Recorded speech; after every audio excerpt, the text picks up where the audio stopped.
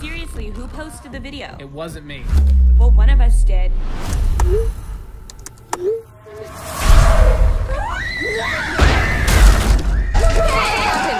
I'm signing off. No, he'll kill you. Uncle John, you hear me? Why is he counting down?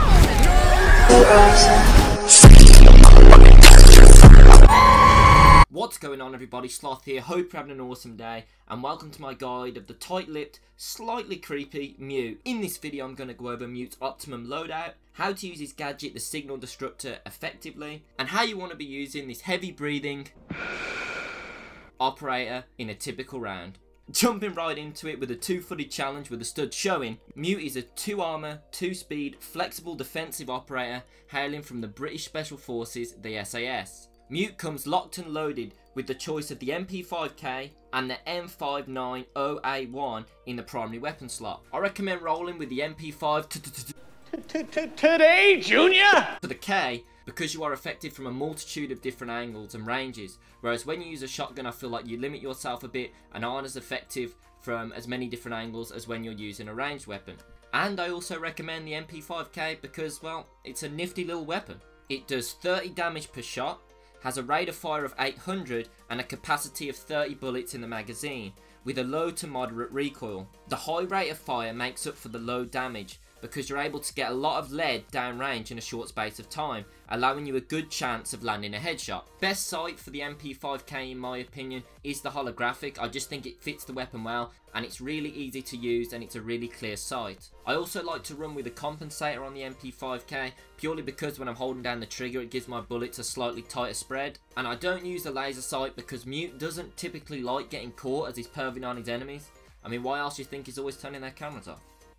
You only have one option when it comes to your pistol, and that's the P226 MK25, but don't be alarmed, it's actually a pretty solid pistol and I've had some fun using it. Mute is very lucky as he has access to the elite bachelors club of C4 holders. I would always recommend using C4 when you have the option to on any operator in the game, as it can come in clutch in so many different situations. Mute's gadget is called the Signal Disruptor and it's pretty easy to use. When you place one of Mute's signal jammers, a red circle will appear. Any devices that require an electronic signal to activate that are caught within this red radius will not work and will be jammed. So that means if you place one of Mute's signal jammers near a wall and the radius of that red circle is in contact with that wall, any piece of the enemy's equipment that requires a wireless signal to activate will be jammed. Here's a list of the attacking gadgets that Mute's Signal Disruptor can jam. The attacking team's cameras, Fuse's cluster charges, Blitz's shield,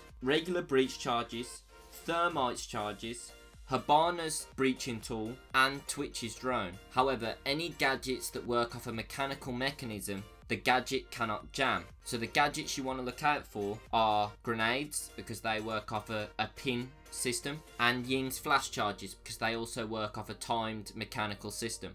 So Mute's jammers will not be able to jam them whatsoever. In casual play you'll commonly see all 4 of Mute's jammers used to deny enemy cameras. Now while this is useful, I don't believe this is the best use of Mute's gadget, because as you start working your way up into the ranked scene of play, you'll notice it's much more useful to use Mute's gadget, the Signal Disruptor, for entry denial. So you want to try and think to yourself when you're setting up to defend for a round, where are the key reinforced walls that I want to signal jam that I think the enemy are going to try and come through. So if you're able to place your jammers on key walls that you think the attackers are going to try and come through, and they don't have a Thatcher or a Twitch, they're not going to be able to destroy your Signal Disruptor unless they're able to get line of sight on it.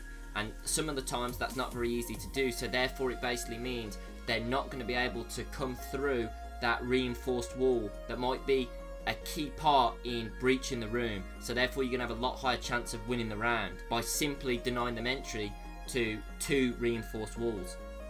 Although Mute is fantastic at entry denial, he does fall slightly behind Bandit in that category, because Bandit is the best entry denial operator in the game, purely because he's able to destroy enemies' charges, whereas Mute is just able to kind of delay the inevitable. Let's say that you're playing on Chalet and you're in the snowmobile garage.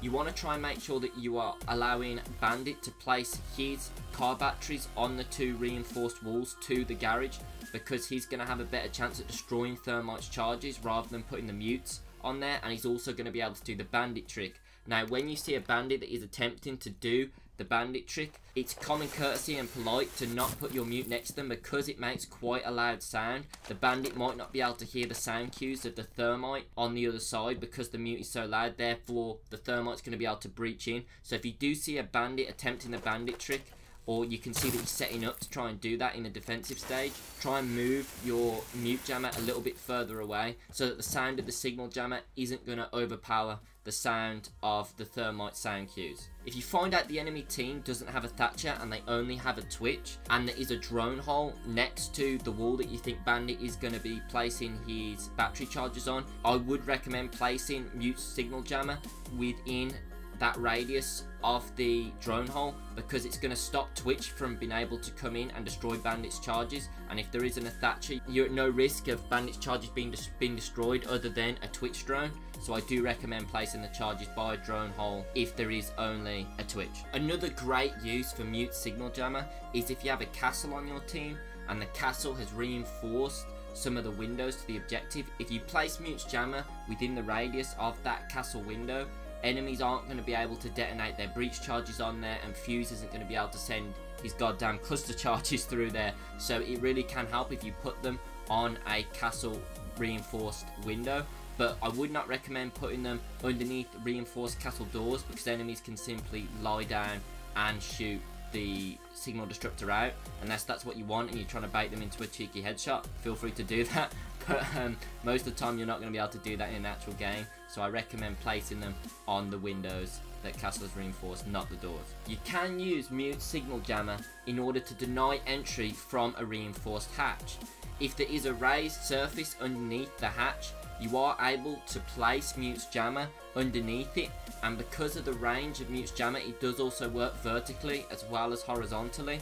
You will actually be able to jam the detonation of some hatches. Now this only works on specific maps and on specific objective points, so you'll have to learn these spots, but it is possible to do. A really useful example of where you can do this is if you're on objective basement on the map Oregon, you can actually get up on the little desk and place mute signal jammer down, and you can stop thermite's charges from going off on that reinforced hatch above you. And we all know that blowing up that hatch when you are on basement on Oregon is a key point to winning that round. So if you are able to disrupt that with mute jammer, it gives your team a huge advantage if they don't have a Thatcher. Now I know as well that, I don't know if it does work on this map, but the range of Thatcher's grenades sometimes aren't long enough.